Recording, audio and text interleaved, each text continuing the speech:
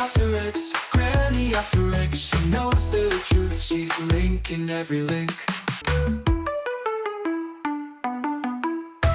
Hello.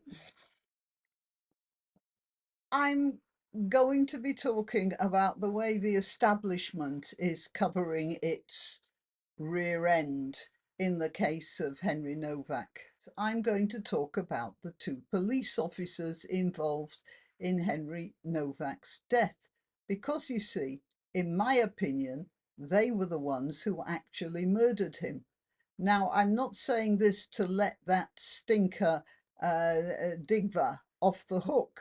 But the establishment can find ways to keep him in jail for one charge after another without it having actually to be murder. But in my opinion, he caused grievous bodily harm likely to result in death. But it was the police who actually finished Henry Novak off by not checking that he was injured and by then pulling his arms behind his back. But that's not the way it's being sold to the British public. I asked Grok, what were the police officers? I asked Grok, who were the police officers who arrested Henry Novak while he was dying? And then this is the answer I got. The names of the specific Hampshire and Isle of Wight constabulary officers who arrested and handcuffed Henry Novak have not been publicly released. So everybody in that police area will know the two people involved, but they're all staying very quiet, aren't they? Henry, well, we all know what happened, but just a quick reminder. Body cam footage shows Novak repeatedly saying he'd been stabbed while officers turned him, handcuffed him behind his back and read him his rights before he became unconscious. But it was one particular police officer who did that and handled him very roughly. Names came out on the internet. According to the police authority, they are the wrong people who've been named. Widespread misinformation has led to the wrong naming of former PC Christy Hill, who left the force in April 2024. So that was 2 years ago now. We can always check on that, and we will know that that definitely wasn't, she wasn't the female officer there. And serving PC Tristan Parsons, who the constabulary, the Hampshire constabulary says was out of the country at the time. Well, he may have been, but I don't believe them.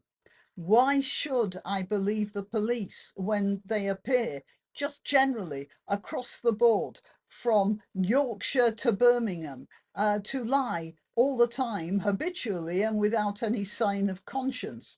So I don't know whether PC Tristan Parsons really was out of the country. And that shows the sort of problem we have right now with our police force, because we should be able to believe them. But after a couple of several shining examples of police lying, straight faced to the camera. And as a matter of fact, saying, making lies, making stories up that are easily disproved. But knowing that when it's out there, in the news, it's going to be one version of reality, which a lot of people are going to be only too happy to swallow. And when you know the police do that, how are you going to believe this as well? I'm afraid poor old Tristan Parsons is going to be under a permanent stain unless Hampshire police release the names of the real criminals. And in my opinion, that's what they are: a murderer and his accomplice. I do truly believe that whoever it was who turned Henry Novak over, pulled his hands behind his back and then dragged him across a gravel path was the murderer. But the way the establishment are framing it is as follows. As soon as he became unresponsive, they called an ambulance. I thought there was an ambulance there already. They must have dismissed it and started CPR. Yeah, far too late. A judge later noted that Novak's injuries were unsurvivable regardless of treatment speed. Well, that's what the judge said. Are we to believe the judge?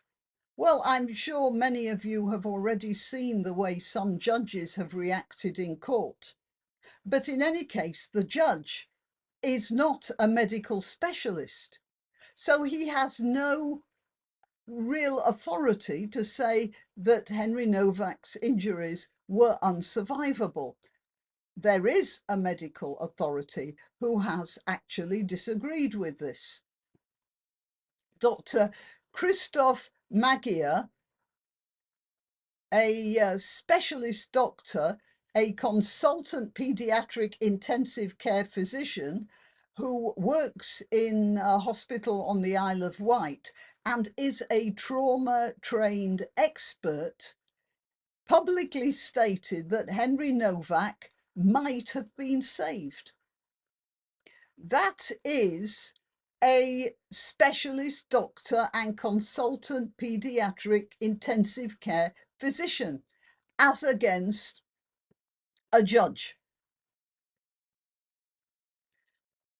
Now, I'm just looking at this from what you might call a worm's eye view. I am neither a judge nor a consultant trauma specialist. But it seems to me that the trauma specialist would know a bit more about this sort of situation than a judge, especially since that very same judge told the jury that people are allowed to carry a knife for self-defense. Just a minute, I didn't prepare that ahead. I'm just going to look for that in case you don't believe me.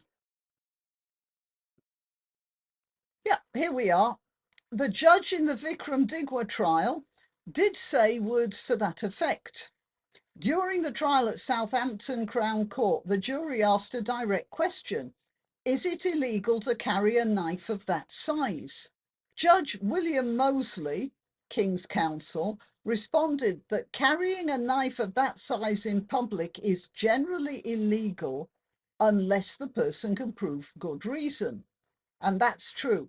If somebody is found with a knife, they might have just bought it from somewhere. That would be qualify as good reason, for instance. He gave examples including only for self-defense or for religious reasons.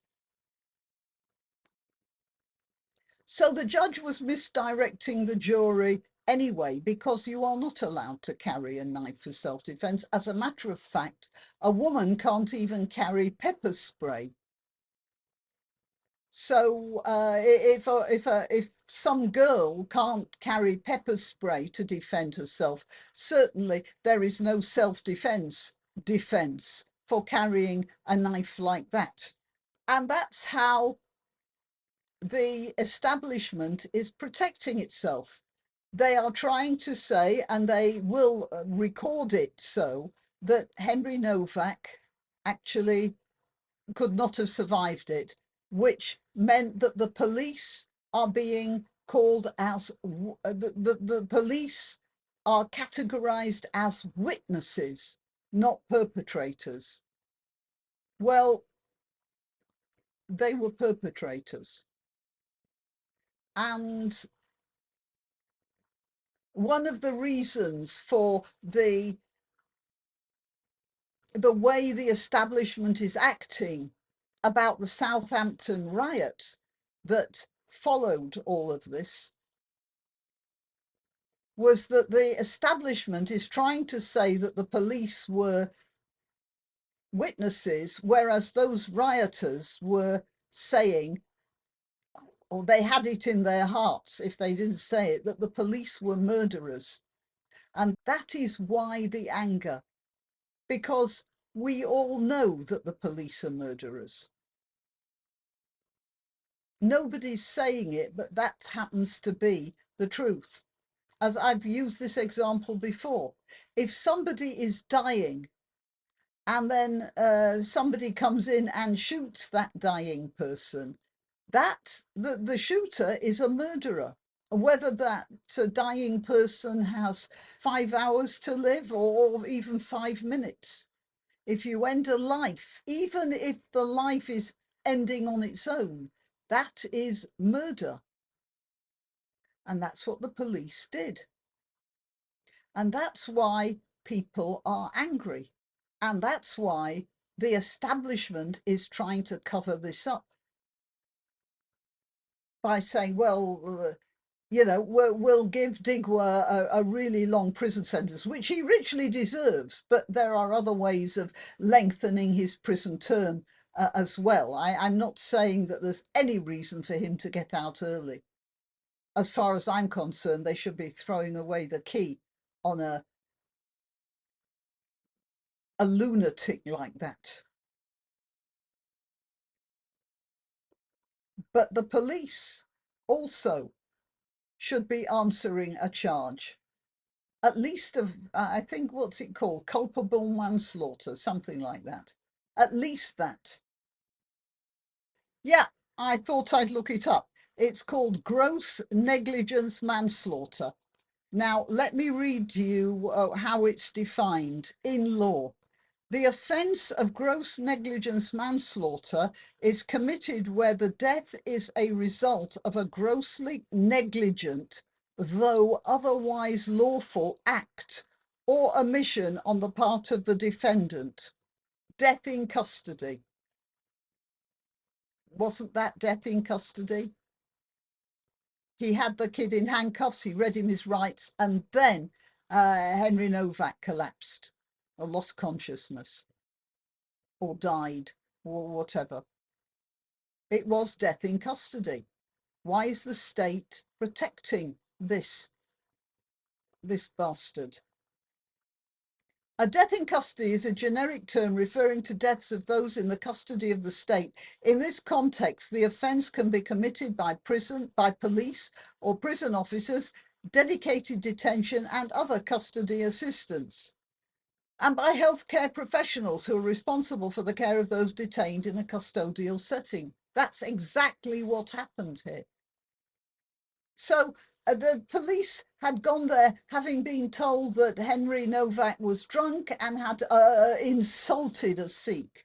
And even if that were as serious as they were making it, even if it were true, it's their duty to check on the health of the person who is lying on the ground with blood in his mouth.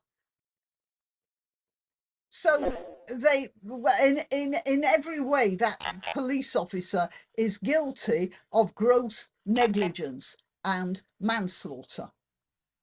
And yet nobody is talking about this in the establishment. As I said, the judge said, oh, well, he would have died anyway, so there's nothing the police could have done. And those names are not being released.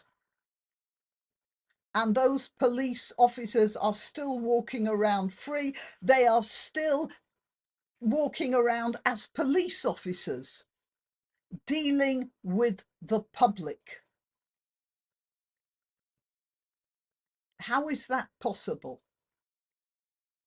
And they're being protected by the state. And everybody, all those people who were demonstrating and throwing stuff at the police, they were doing that because they know the police are guilty. Okay, till next time. You can help my channel by subscribing and clicking the notification bell. That's quite important. And by sharing if you're so inclined. Links to my other channels and to donation methods are in the description. But the best way you can help is simply by clicking like and notify. Thank you.